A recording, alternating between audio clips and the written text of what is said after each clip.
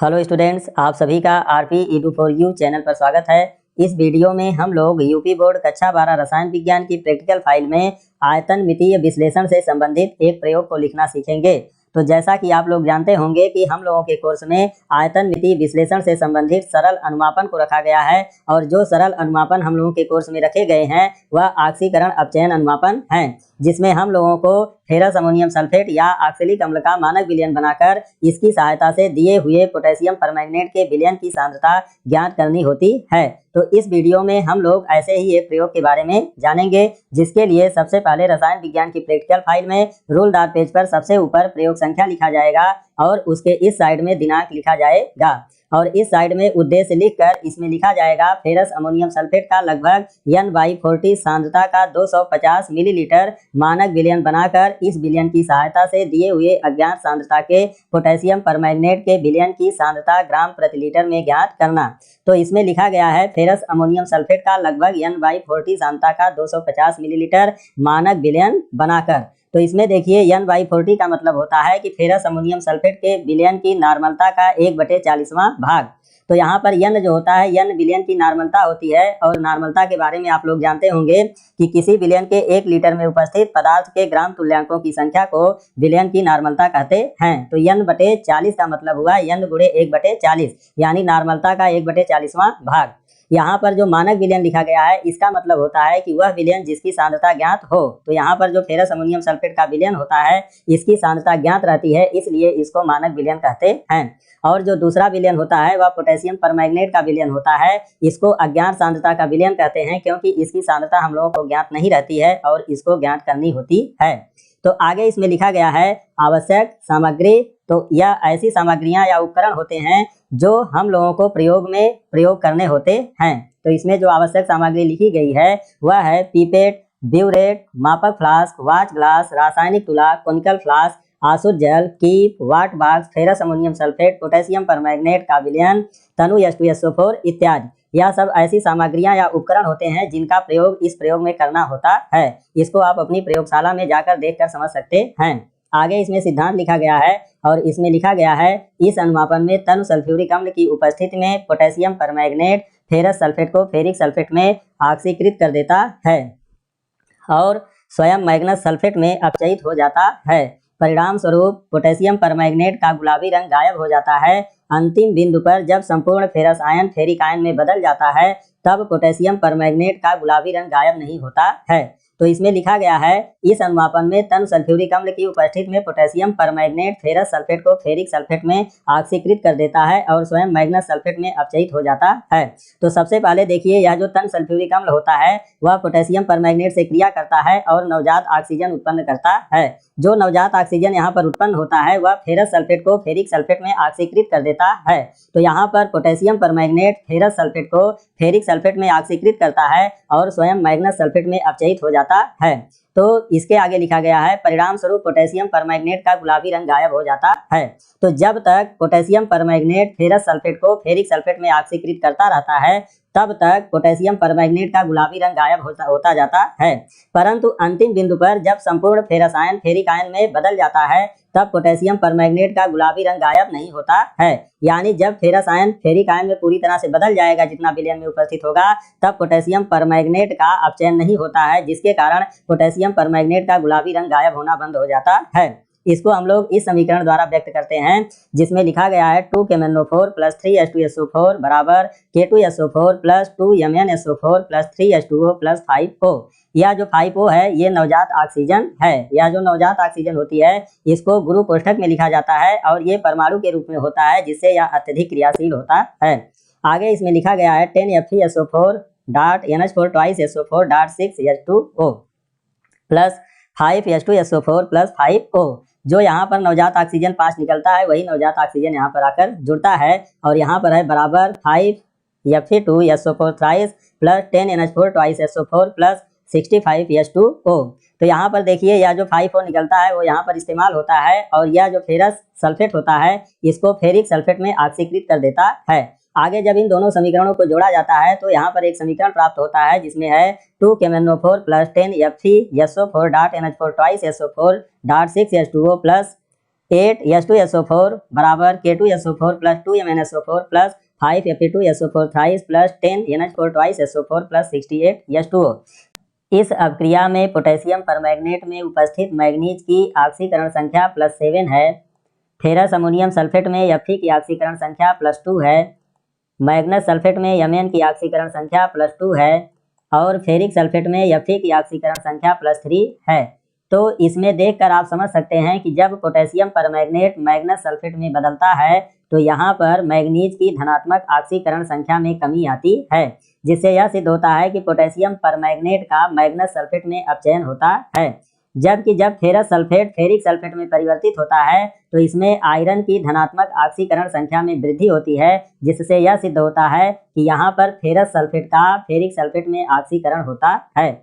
आगे इसमें लिखा गया है सूचक के बारे में। तो सूचक वह पदार्थ होता है जो रंग परिवर्तन करके अंतिम बिंदु की सूचना देता है। तो इस अनुमापन में पोटेशियम परमैंगनेट का विलयन स्वयं सूचक का कार्य करता है। इसमें कोई वाह्य सूचक मिलाने की जरूरत नहीं होती है। आगे है अंतिम बिंदु। इसमें लिखा गया अस्थायी हल्का गुलाबी रंग, यानी अंतिम बिंदु पर पोटेशियम परमैंगनेट का हल्का गुलाबी रंग अस्थायी रूप से बन जाता है, जो फिर गायब नहीं होता है। आगे इसमें है पदार्थ की आवश्यक मात्रा। इसमें है 250 मिलीलीटर N/40 सांद्रता के मानक विलयन के लिए पदार्थ फेरस अमोनियम सल्फेट की आवश्यक मात्रा। तो यहाँ पर जो पदार्थ है वह फेरस अमोनियम सल्फेट है और फेरस अमोनियम सल्फेट को शॉर्ट में FAS लिखते हैं, जिसमें F फेरस के लिए होता है, A अमोनियम के लिए और S सल्फेट के लिए होता है। तो आगे हम लोग फेरस अमोनियम सल्फेट की जगह पर FAS को लिखेंगे। तो इसकी आवश्यक मात्रा W बराबर होता है X × E × V/1000 ग्राम। अब इसमें है जहाँ X बराबर विलयन की नॉर्मलता और नॉर्मलता बराबर है 1/40 N। आगे है E बराबर FAS का तुल्यांकी भार और ये बराबर है 392। V बराबर है विलयन का आयतन और यह बराबर है 250 मिलीलीटर। आगे है इसमें मान रखने पर, तो जो ऊपर समीकरण था W बराबर X EV/1000, उसमें हम लोग मान रखेंगे तो यह आता है 1/40 × 392 × 250/1000। जब इसको सॉल्व किया जाता है तो W बराबर आता है 2.4500 ग्राम। तो यहाँ पर वैल्यू तो केवल 2.45 आती है, लेकिन रासायनिक परिकलन में 4 अंक तक निकाला जाता है, इसलिए 2 शून्य हम लोग इसमें बढ़ा देते हैं। तो इस प्रकार से W का मान आता है 2.4500 ग्राम। आगे इसमें है प्रेक्षण। 2 प्रेक्षण हम लोगों को लिखने होते हैं, जिसमें पहला प्रेक्षण है 250 मिलीलीटर N/40 सांद्रता के मानक फेरस अमोनियम सल्फेट विलयन के लिए तौल प्रेक्षण। इसमें 4 पॉइंट हैं, जिसमें पहला पॉइंट है वाच ग्लास का भार और ये बराबर है 16.2680 ग्राम। उसके बाद दूसरा पॉइंट है watch glass plus ferrous ammonium sulphate का भार। तो वाच ग्लास जो होता है उसका भार यहाँ पर लिखा गया है, इसमें फेरस अमोनियम सल्फेट का भार जोड़ा जाएगा। तो फेरस अमोनियम सल्फेट का इतना भार इसमें जोड़ते हैं, तो जोड़ने के बाद यह वैल्यू आती है 18.7180 ग्राम। उसके बाद तीसरा पॉइंट है फेरस अमोनियम सल्फेट निकालने के बाद वाच ग्लास का भार बराबर यह है 16.2690 ग्राम।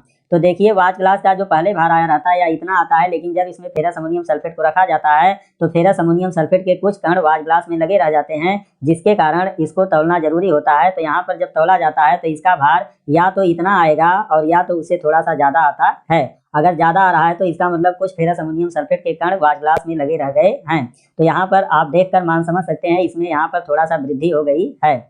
आगे इसमें चौथा पॉइंट है मानक विलयन में प्रयुक्त फेरस अमोनियम सल्फेट का वास्तविक भार W बराबर सेकेंड माइनस थर्ड। तो यह सेकेंड है और यह थर्ड, सेकेंड में से थर्ड को हम घटाएंगे तो हमको पता चलेगा कि फेरस अमोनियम सल्फेट का कितना भार वास्तव में मानक विलयन में प्रयुक्त हुआ है। तो इसमें आप देखकर समझ सकते हैं, यह सेकेंड की रीडिंग है 18.7180 माइनस यह थर्ड की रीडिंग है 16.2690। आगे इसको जब घटाया जाएगा तो घटाने पर आता है 2.4490 ग्राम। तो यह जो 2.4490 ग्राम आता है, यह वास्तव में फेरस अमोनियम सल्फेट का भार आता है जो मानक विलयन में प्रयुक्त होता है। तो आगे की गणना में हम W की जगह पर इसी का मान रखते हैं। आगे इसमें दूसरा प्रेक्षण है मानक फेरस अमोनियम सल्फेट के विलयन तथा अज्ञात पोटेशियम परमैंगनेट के विलयन के मध्य अनुमापन। इसके लिए हम लोग इस तरह से एक टेबल बनाते हैं और इस टेबल में यहाँ पर क्रम संख्या लिखा गया है। इसमें है फेरस अमोनियम सल्फेट के मानक विलयन का आयतन मिलीलीटर में। इसको भी ज्ञात कहते हैं क्योंकि इस विलयन की सांद्रता ज्ञात रहती है।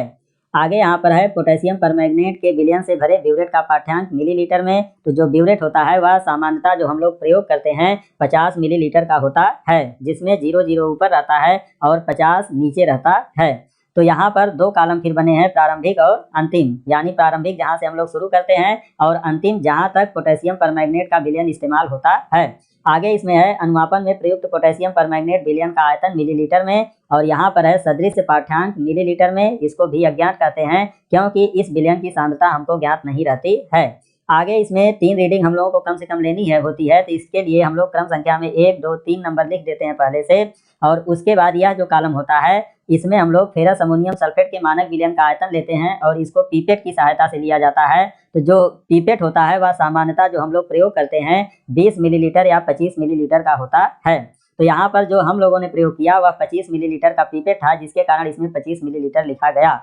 आगे हम लोग ब्यूरेट में पोटेशियम परमैंगनेट के विलयन को भरते हैं और भरकर उसको शून्य के बराबर कर लेते हैं, और करने के बाद बूंद बूंद करके फेरस अमोनियम सल्फेट के विलयन में इसको गिराते हैं। तो मान लीजिए पहली रीडिंग आती है 24.8 पर, तो इसको हम लोग अंतिम बिंदु यहाँ पर लिखते हैं, और जो दूसरी रीडिंग आई वह 24.7 पर आई और तीसरी भी 24.7 पर आई। तो इस तरह से हम लोग इसको यहाँ पर लिख लेते हैं। अब इसको निकालने के लिए अंतिम में से प्रारंभिक को घटा दिया जाता है, यानी अंतिम जो आता है उसमें से प्रारंभिक को घटाया जाता है। तो पोटेशियम परमैंगनेट के विलयन की प्रयुक्त मात्रा ज्ञात हो जाती है। तो आप देखकर इसमें समझ सकते हैं, जैसे यहाँ पर 24.8 में से 0.0 को घटाया गया तो यहाँ पर आया 24.8, यहाँ पर 24.7 में से 0.0 को घटाया गया तो 24.7 आया, और यहाँ पर 24.7 में से 0 को घटाया गया तो यहाँ पर भी 24.7 आया। अब यह सदृश पाठ्यांक जो होता है इसका मतलब समान दिखाई देने वाला। तो यह जो 3 रीडिंग होती है इसमें यह 2 रीडिंग जो है वो समान दिखाई दे रही है, इसलिए इसको हम लोग यहाँ पर लिख देंगे और इसी को भी अज्ञात कहते हैं। आगे इसमें है गणना। तो गणना के लिए है अज्ञात पोटेशियम परमैंगनेट के विलयन की सांद्रता यस बराबर 4 × W × V ज्ञात × 31.6 बटे V अज्ञात × 392 ग्राम प्रति लीटर। आगे इसमें है मान रखने पर, तो यस बराबर हो जाएगा 4 × यहाँ पर W का मान रखा जाएगा, तो W का जो मान रखा जाएगा वह A वाला रखा जाएगा।